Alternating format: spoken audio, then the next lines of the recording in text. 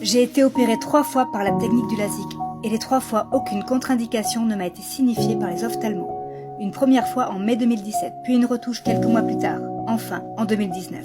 Alors que j'étais déjà en errance médicale, j'ai été réopérée par un autre chirurgien. À cette époque, je pensais naïvement, sur les conseils de ce dernier, que cette opération soulagerait mes douleurs déjà intenses et mes problèmes de vision binoculaire survenus après la première opération. Cette troisième opération n'a fait qu'empirer mon état. Mes 2 chirurgiens sont réputés et les avis que j'avais lus sur eux étaient rassurants.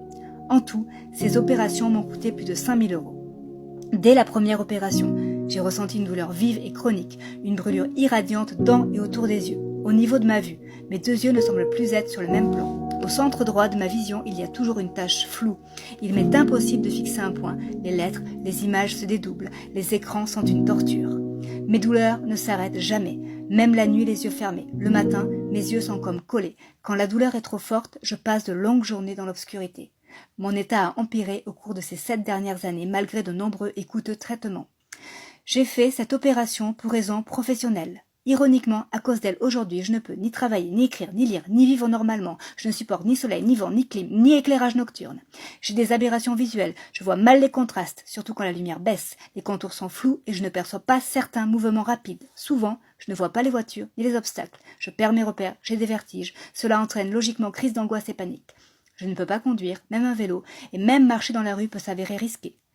Pendant 5 ans, aucun ophtalmo, ni ceux qui m'ont opéré, ni leurs collègues ne m'ont pris au sérieux. Le LASIK était systématiquement mis hors de cause. On me disait d'attendre une hypothétique amélioration, que ma vision était parfaite, que mon stress provoquait la douleur et non l'inverse, et bien sûr, d'aller voir un psy.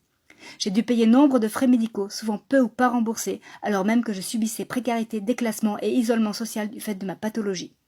Ce n'est qu'en 2021, en faisant moi-même des recherches, que je suis tombée sur la page des affectés du laser.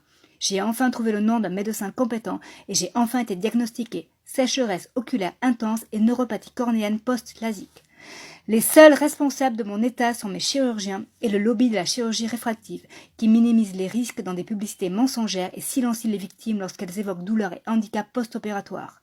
En n'écoutant pas la parole des mutilés, en ne signalant pas les cas aux instances de santé, les professionnels de la chirurgie réfractive peuvent continuer à brandir des statistiques faussées, les ratés n'étant que rarement pris en compte.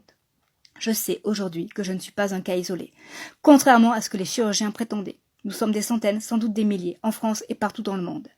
Si tu te poses des questions sur cette chirurgie, si tu es en souffrance et en errance médicale, si tu connais une personne concernée, si tu es déjà diagnostiqué mais que tu veux t'organiser pour faire valoir tes droits, rejoins-nous. Ensemble, nous pouvons obtenir justice et réparation et alerter sur les risques réels de la chirurgie réfractive.